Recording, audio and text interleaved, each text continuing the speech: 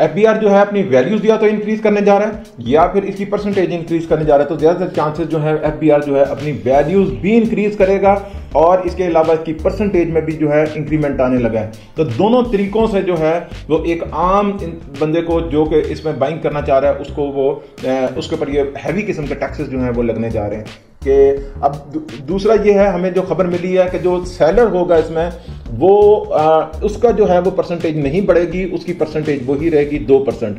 हो सकता है कि जो परचेजर हो वो 4% इसका पे करे और जो सेलर होगा वो इसका गेन टैक्स जो है वो 2% ही पे करेगा उसी तरीके से जैसे वो पहले करता जा रहा है। लेकिन उसकी वैल्यूज बढ़ जाएंगी तो यकीनन उसका जो वो टैक्स की जो मद में जिसमें पैसा देना होगा वो ज्यादा उसको देना पड़ेगा।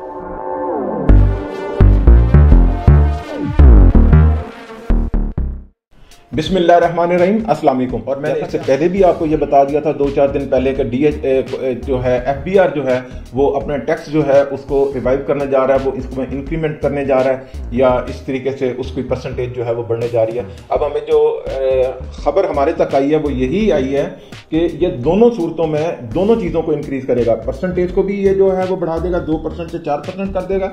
इसके अलावा जो आपकी वैल्यूज है उसको भी ये इंक्रीज करने को जा रहा है। तो दोनों तरीकों से जो है वो ज़्यादा परसेंटेज जो है वो चली जाएगी। ऑलरेडी क्योंकि टैक्सेस बहुत कम हो रहे हैं, ट्रांजैक्शन का रेट बहुत कम हो रहा है, तो वो जो भी ट्रांजैक्शन करना चाह रहा है वो ज़्यादा टैक्स पे करेगा ताकि उनका ख्याल है, एफबीआर का ख्याल है कि वो टैक्स कलेक्शन जो है उनके पास ज़्यादा जमा होगी, बजाय इसके कि हम जो है वो ज़्यादा जो है वो लोग इन्वेस्टमेंट करते हैं तो उसके बाद हमें जो टैक्स आता है उसको वो कैलकुलेट करते हैं। तो मैं आपसे यही कहना चाह रहा हूँ कि ये अभी मेरा ज़ाती ख्याल है कि ये फरवरी के एंड में या मार्च के मिड तक जो है ये इम्प्लीमेंट हो जाएगा। उसमें ये नोटिस आ जाएंगे, जितने भी आप रजिस्ट्री करवाना चाह रहे हैं या किसी हाउसिंग सोसाइटी के अंदर आप कोई प्रॉपर्टी बाय करना चाह रहे हैं तो वहां पर भी नोटिफिकेशन जो है वो जारी हो जाएगा। फिर उसके नए जो कानून होगा उसके मुताबिक आपको जो है ना वो टैक्सेस देने पड़ेंगे।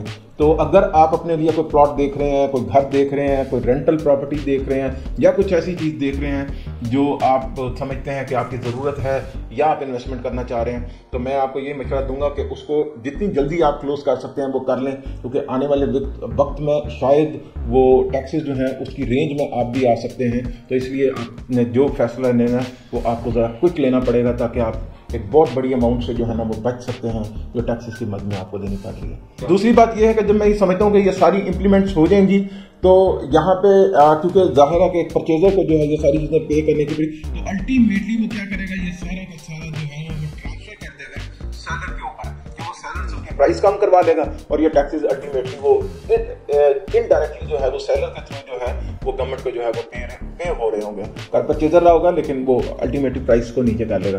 तो सो इन टैक्सेस की वजह से मेरा ये जाती ख्याल है कि शायद प्राइसेस के अंदर कोई थोड़ी सी डेप्रिसिएशन मजीद आएगी, थोड़ी सी प्राइसेस नीचे आएंगी, क्योंकि इतनी ज़्यादा हर परचेजर ने जब भी प्रॉपर्टी बाय करनी है तो उसने ये ज़रूर पूछना है कि इसके ओवरहेड चार्जेस क्या है। जब उसे ये पता लगेगा इतना परसेंट तो वो आपको ऑफर ही उस तरीके से बना के देगा कि आपको जो है ना वो प्राइसेस नीचे। तो मैं ये कहना चाह रहा हूँ कि ये टैक्सेस लगने की वजह से शायद प्राइसेस जो है वो और मजीद डाउन हो रियल एस्टेट की। लेकिन जो प्रॉपर्टीज विजिबल हैं जहाँ पे घर बन सकता है, कोई कंस्ट्रक्शन प्रॉपर्टी है, कोई रेंटल वाली प्रॉपर्टी है, तो शायद उनकी प्राइसेस नीचे नहीं आएंगी।